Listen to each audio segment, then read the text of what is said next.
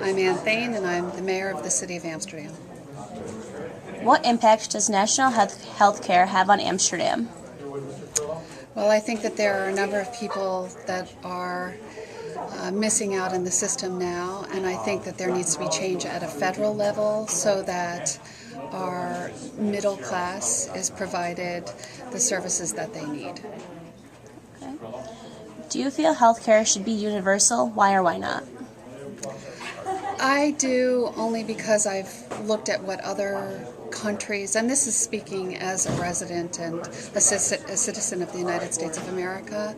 I feel that medicine and medical care should be accessible to every resident in the city, state, county, country, because we are the greatest country in the world, and the responsibility of government is the care of its citizens, and I do believe that that is a right to health. Okay. What is your opinion on the struggle to pass the health care bill? I think much like other situations, it is a partisan problem.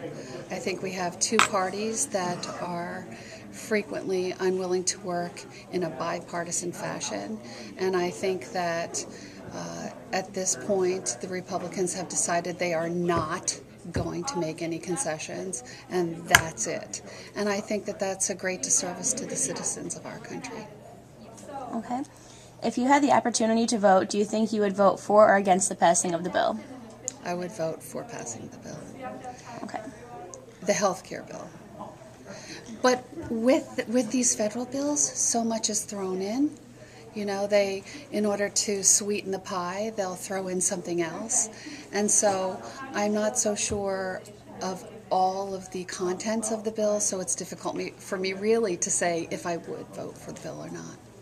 And I think that Congressman Tonko will speak more to that. Okay. In a more informed fashion. What is the viewpoint of healthcare reform on a public level? I'd be interested to hear what you have to say, because I think many people are disenfranchised in our system, and it's not only health care, it's any governmental structure or service. People are disengaged. They don't know what's going on. I think people feel very helpless these days and unimportant in this political structure that we have, and that is so unfortunate, because I really do believe that each individual, if they step up and become involved, can be very empowered and can make a difference, either on a municipal level or at a federal level. You know, I stepped up for mayor. Our hometown congressman stepped up for a federal position. We're making a difference, and we're just regular people from the community. Okay. What is your definition of health care? Health care would be any medical procedure or service necessary to keep me healthy as a resident. It's also provision of medicine when needed. So it can be mental health, it can be disability, it can be emergent care, it can be senior geriatric care, there's pediatrics. It's a wide range of services. This is the last one on healthcare. What is the impact of healthcare reform on the city's budget? On healthcare reform? Yep. Well, with healthcare, our problem in the city is budgetarily our costs for retiree benefits and healthcare benefits are going up exponentially every year, double digits. And in the city, we have a 3% tax cap. So our revenues stay like this, and our costs are going like this. That's hugely important and needs to be addressed at a state and federal level. Okay. Do you want to do your questions? Do you want me to? Have any of your children ever come to you concerning bullying? Yes. We have had bullying situations in the family, and I was bullied as a kid. Big time. How have you been bullied? I had been bullied by, when I was in elementary school and junior high, I just was not one of the cool kids. So I was marginalized. I was physically pushed around. I was called names. I was attacked in writing.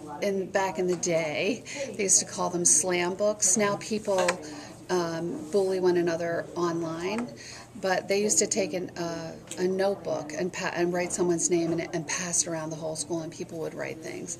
So it was very hurtful, and it was a terrible time of my life, I must say. But I did come to know how strong I am, and I'm a survivor, and it's interesting to see how those people that bullied changed in their life, how I changed in my life, and how you respond to those situations.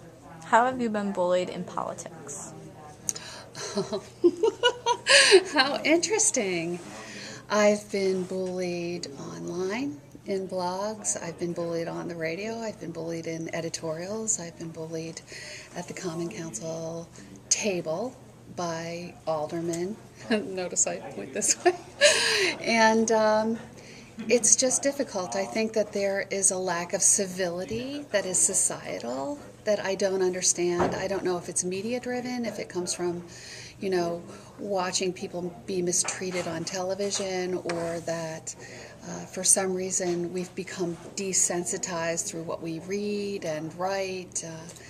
But it's a very unfortunate turn of events, and I think that there's a need for people to be compassionate and sensitive to what other people are thinking and feeling. Because we are all human beings here. We share this little marble that we live on, and we need to be good to one another. How do you react to being bullied? I initially get very angry.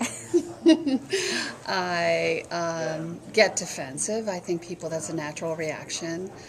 And then at this point in my life, because I'm of a more advanced age than, say, you two are, I try to find out what the lesson is for me to learn in the situation.